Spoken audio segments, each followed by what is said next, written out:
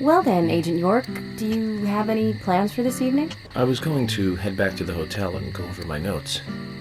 I need to contact HQ and give a progress report, too. Okay, then let's call it a day here. Sounds good. Contact my office when you finish your report. We'll pick you up tomorrow morning. Diane, the owner of the art gallery, should be back soon. All right, then. Let's do that.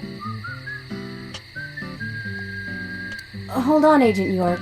We're going out to eat at Nick's Diner. Would you like to come with us? The diner? That might be nice. Thomas is a great cook, but Nick is the real deal. No visit to Greenvale is complete without eating at the A&G. A very appealing proposition. Zach, what do you think? We can always go back to the hotel after eating dinner. Or go directly back to the hotel. You decide, Zach. Ach, gehen wir mit ihnen essen. Warum nicht?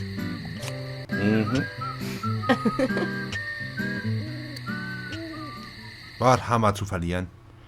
Und damit hallo und herzlich willkommen zurück bei Deadly Premonition.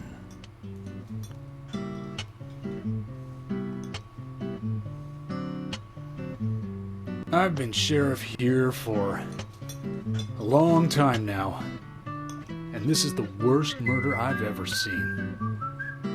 Our town is a little odd in some ways, but it's usually a peaceful place. We had our fair share of cases, but just the regular stuff. A high school kid shoplifting from the milk barn, maybe? Or some hot-headed kids fighting, fueled on liquor? Nothing more than that. Agent York, what kind of cases have you dealt with in the past? Not much different from those you've just mentioned. The case I was on until last month, well, the guy killed 7 girls in a 3-month period. He sawed their heads off from the neck and took them back to his house. He cleaned the skulls up and used them as utensils in his daily life, to eat from or as a urine cup. He hated women. That was his way of dealing with it. He'd fill skulls with ice, cola, and rum, then he'd down it in one gulp. For him, that was a holy ritual. The question of his mental state was the pivotal point in the court case. Oh, man. For me, he was insane. 100%. Drinking from the skulls, well, that is one thing, but those he had used to relieve himself, he would then just use them to drink from, too. Yeah, that was too much for me. It's just not sanitary. Das ist natürlich das größte Not Problem. sanitary. That's probably not the problem for most of us. What else? Ah, yes. An ingenious law school student raped over 800 victims. That was a nasty one. Thank you, Agent York. Now, let's talk about something else. You don't want to hear anymore? That's a shame, isn't it, Zach? I was just about to get to the good part, too. Echt Sounds mal. like you live in a totally different world. I mean, you're like an elite agent who just jumped out from a movie or something. In your eyes, we must look like we're just playing cops and robbers. I give up. I can't compete with you. Don't say that, Emily. The cases you have solved are all full-fledged crimes. A crime is a crime. Size doesn't matter. There is no big and small. Crimes always have a criminal and a victim. No victim will ever welcome a crime, no matter what its size. So, fundamentally, there is no difference in size. Well said, Agent Morgan. We work day and night to preserve peace and order in this town. You understand that, right? Of course. But still, I don't view shoplifting and Anna's murder as the same level of crime. Me neither. I never even dreamt that such a thing could ever even happen in this town. I keep on expecting to see Anna, here in this diner, waiting on tables.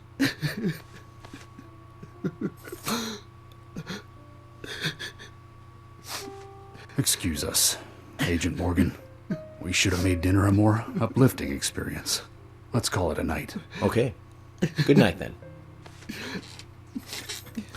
Der ist schon relativ unbeschwert, der Mann, ne? Gibt so schnell nichts, was ihn wirklich aus der Ruhe bringen kann.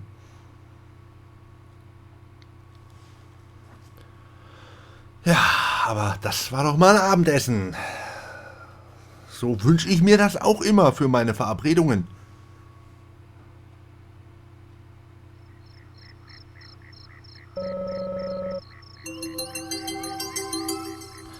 Und jetzt zurück zum Fall. Es ist 22:30 Uhr.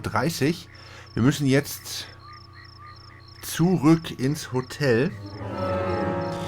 Ich vermute mal, um diese Zeit gibt es sowieso nicht mehr großartig irgendwelche Nebenquests, die man noch machen kann. Ich meine, wir könnten gucken, dass wir vielleicht nochmal hier zu dem Dingens fahren. Thomas McClane und die sommersprossige Fiona. Was machen die denn hier zusammen? Zu dieser Bar, wo wir Dart spielen können. Ich überlege gerade, wo das ist. Die Karte macht ja irgendwie auch, was sie will, ne?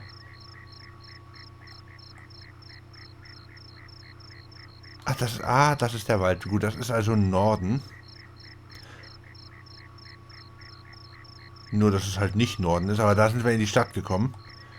Für mich, in meinen Gedanken ist das, wo wir in die Stadt gekommen sind, ist immer oben. Und wir sind von oben runter in die Stadt gefahren. Dass das so nicht stimmt, das sieht man ja, aber... Das Galaxy of Terror. Ich meine, das war so ein bisschen außerhalb, ne?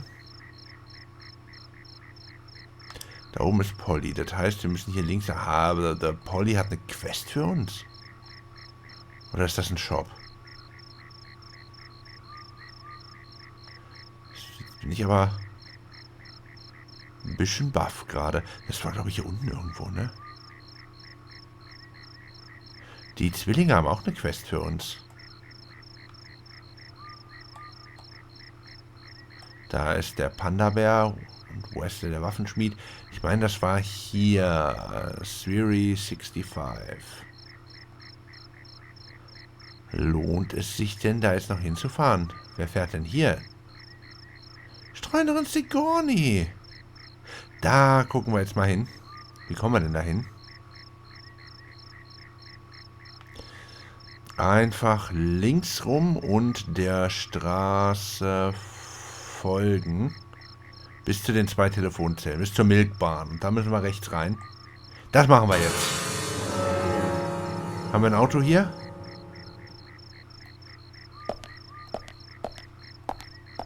Hier ist auf jeden Fall ein Auto. Können wir das gleich nehmen? Ja. Ich möchte wissen, was Sigourney für eine Quest für uns hat. Oh, das ist ja schon wieder so.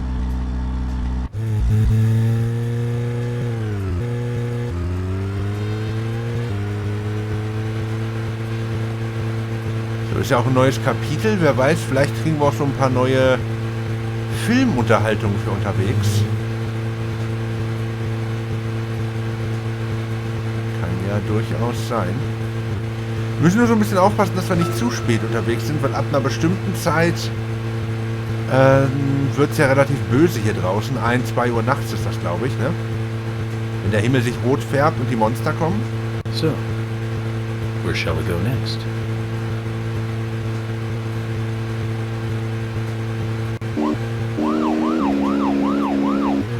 Okay, wenn wir Gas geben, haben wir genau 5 km/h mehr. Lohnt sich total. Echt froh, dass wir die Option haben. Es wird Zeit, dass wir andere Autos kaufen. Wir müssen unbedingt als nächstes mal den Schrottplatz aufsuchen. Gucken, was wir da vielleicht reißen können.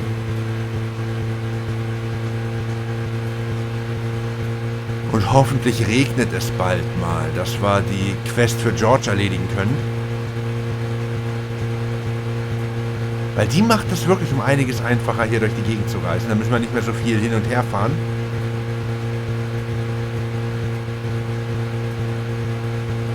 Weil die Quest nämlich das Schnellreisesystem öffnet. Und dann können wir Orte, die wir schon besucht haben, direkt anspringen und müssen da nicht mehr manuell hinfahren. Das macht es wirklich, das Herumreisen hier in der Stadt und das Erfüllen von Quests um einiges einfacher. So, jetzt sind wir gleich bei der Milchbahn und da müssen wir dann rechts ab. Hier nämlich. Okay, das war nicht die Bremse. Wo ist denn die Bremse? Da ist die Bremse. Jetzt will ich mal hoffen, dass Sigourney auch noch hier ist, wenn wir jetzt hier ankommen. So, where shall we go next? Ja, bis jetzt sehe ich keine Sigourney. Uns die Fahrt wohl auch sparen können, wa? Doch, sie ist noch da. Muss jetzt hier rechts da. Ah, in dem Moment taucht sie auf. Sigourney. Jetzt bin ich ja mal gespannt.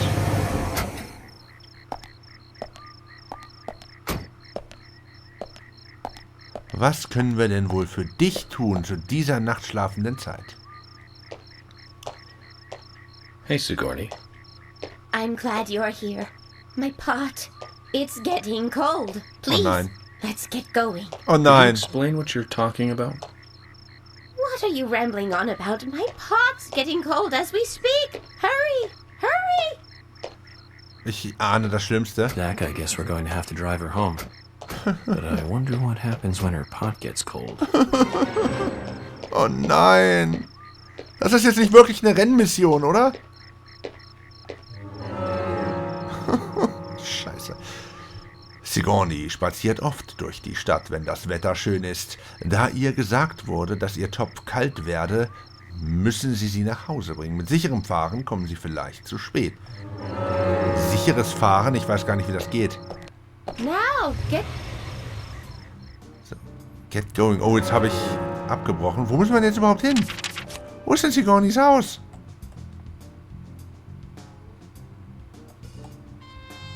Ach, da oben. Wollt ihr mich verarschen? Na gut. Geben wir mal richtig Gas. Das ist ja hier fast um die Ecke. Das ist ja ein Witz. Aber es ist wahrscheinlich erst die erste Stufe.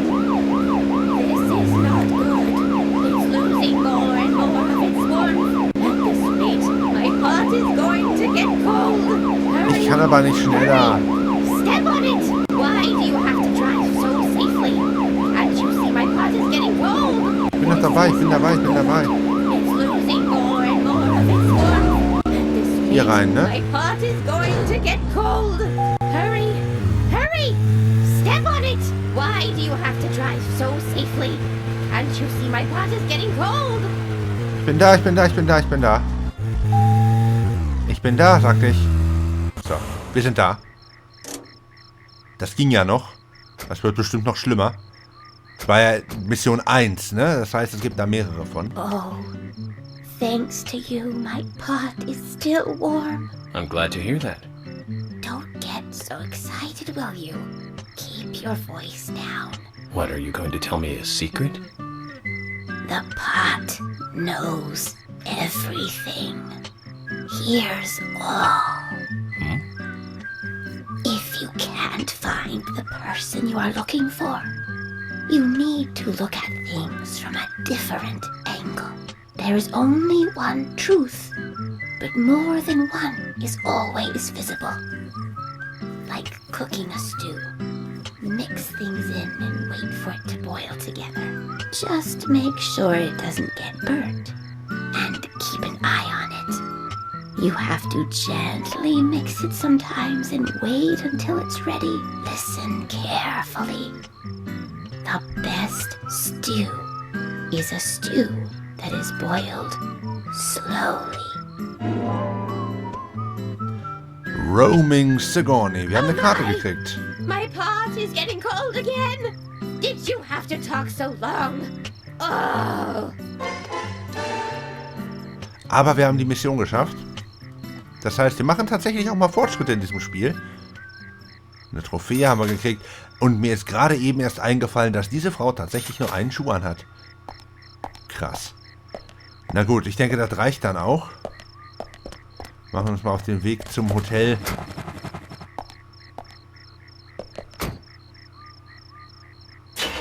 Und beenden den Tag dann mal. Ich habe nämlich jetzt keine Lust auf Dart spielen und andere Sachen gibt es gerade, glaube ich, nicht zu tun.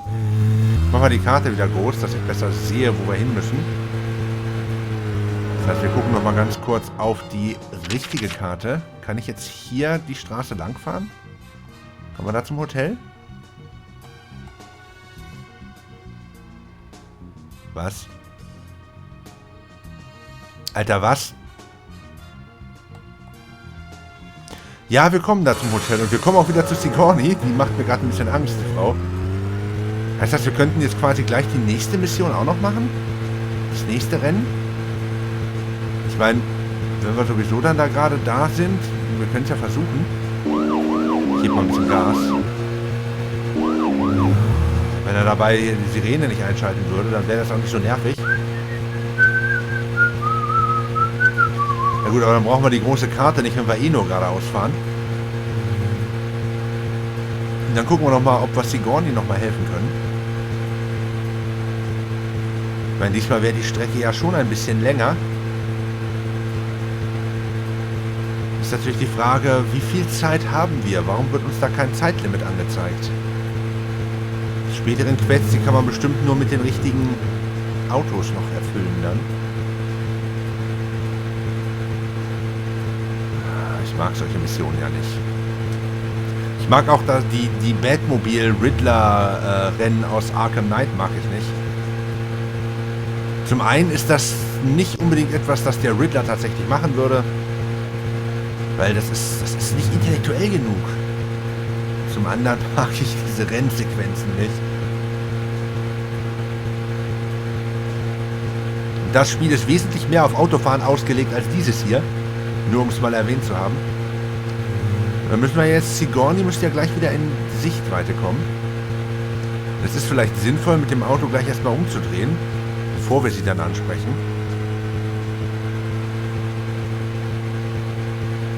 Zumindest kennen wir den Weg. Die muss ja hier jetzt stehen, ne?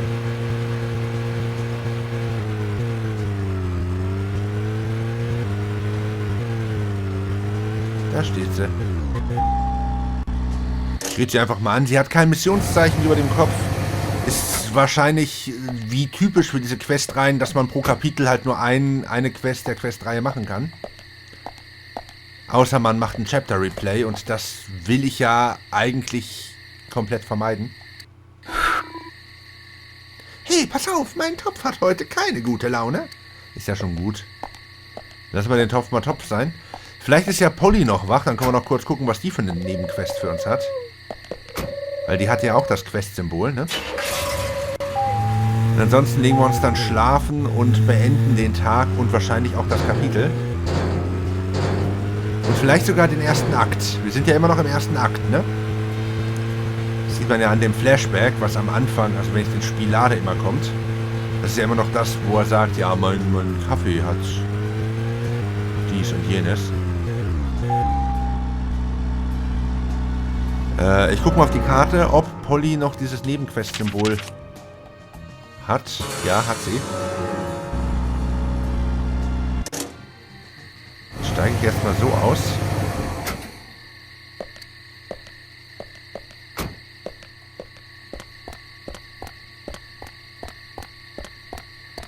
Dann laufe ich hier einmal rum.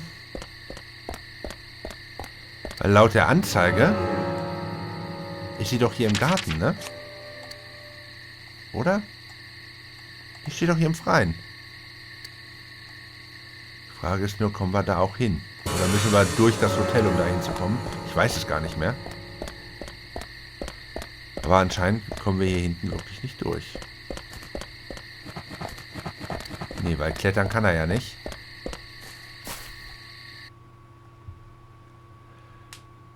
Na gut.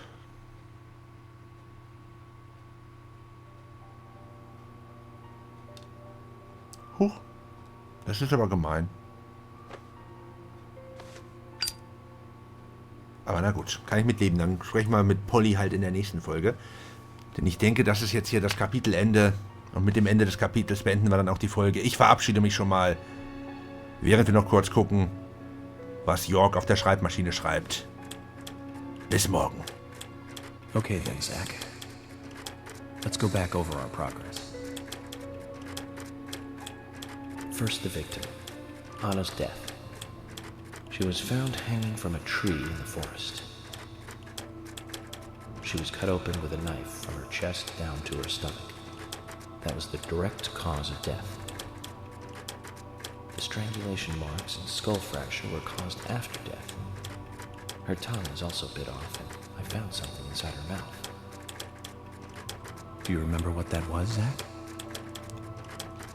Wie wollen wir jetzt Quiz spielen noch hier? Ein Samen war das. Weiß ich noch. That's right. We found the same red seed in her mouth.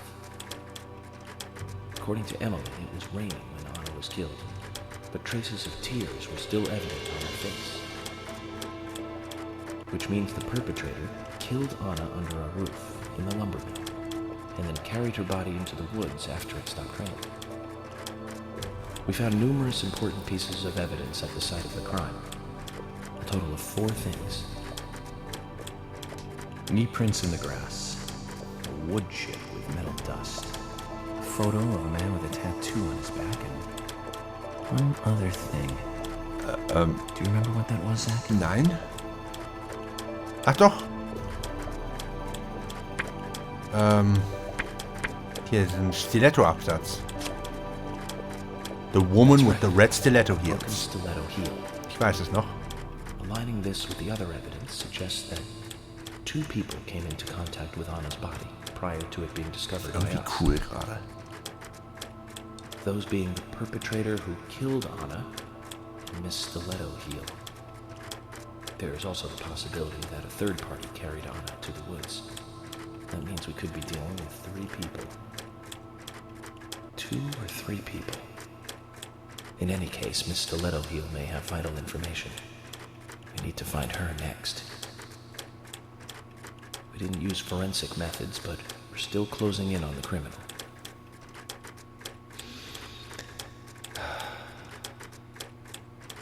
Have I forgotten anything? Ah, of course. The marks on her hand tell us that Anna was gripping something when she died. Do you remember that, Zach? What do you think she was holding on to?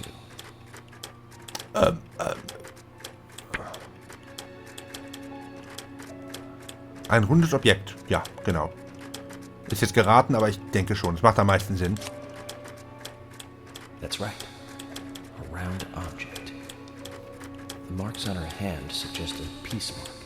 Ach so, genau, da war ja was. Found in the woods had a tattoo of an upside-down peace mark on his back.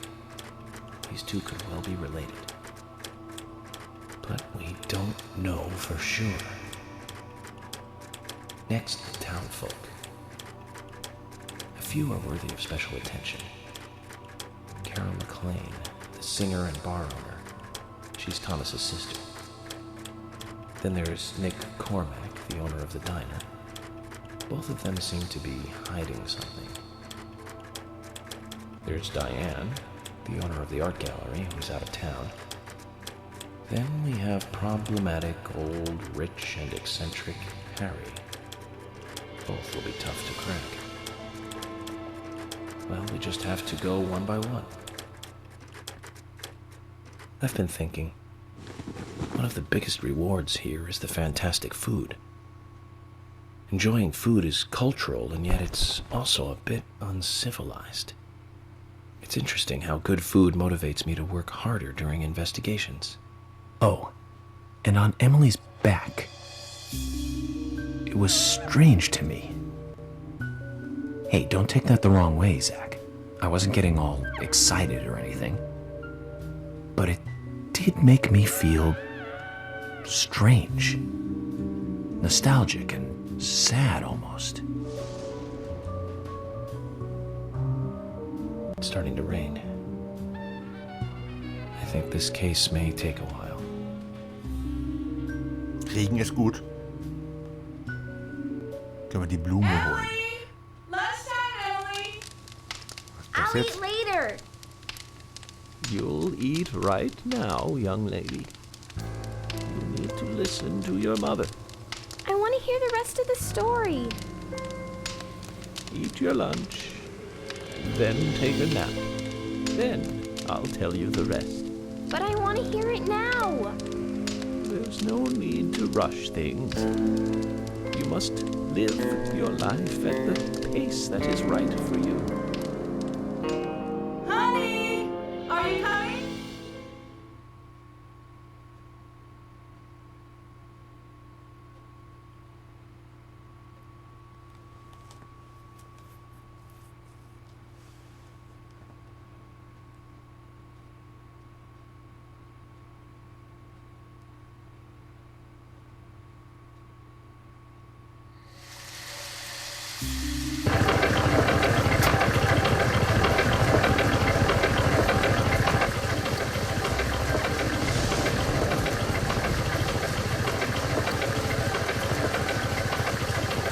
Miss Stiletto Heels vielleicht? Und wer ist der andere? Den kennen wir auch noch nicht.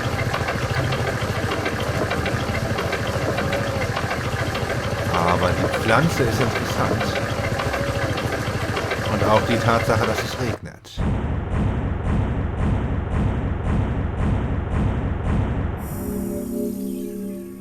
Okay. Jetzt ist mein Interesse geweckt. Jetzt sind es auf einmal 5 Tage, nachdem wir eben gerade noch bei 3 waren. Was? Aber egal. Das verspricht ja noch sehr spannend zu werden. Ich hatte komplett vergessen, dass wir ja dieses Framing-Device haben von dem alten Mann, der seiner Enkelin die Geschichte erzählt hier. Deswegen war ich eben gerade erstmal etwas verwirrt. Aber stimmt, da war was. Ja, und jetzt habe ich noch eine zweite Abmoderation in der Folge. Ich konnte ja mit dem Quiz nicht rechnen. Und wir sind schon wieder auf einer halben Stunde. Tja, wer weiß, vielleicht wird das ja auch dann einfach die Standardlänge für Deadly Premonition. Man weiß es nicht. Das Einzige, was ich weiß, ist, dass jetzt wirklich Schluss ist. Dieses Kapitel ist beendet, diese Folge ebenfalls. Ich bin Rio, ich klinke mich aus. Und ich hoffe, ihr seid auch das nächste Mal wieder mit dabei, wenn wir Francis York Morgan, den alle New York nennen, angeblich, bei seinen Ermittlungen in Greenvale weiter unterstützen. In der nächsten Folge von Deadly Premonition.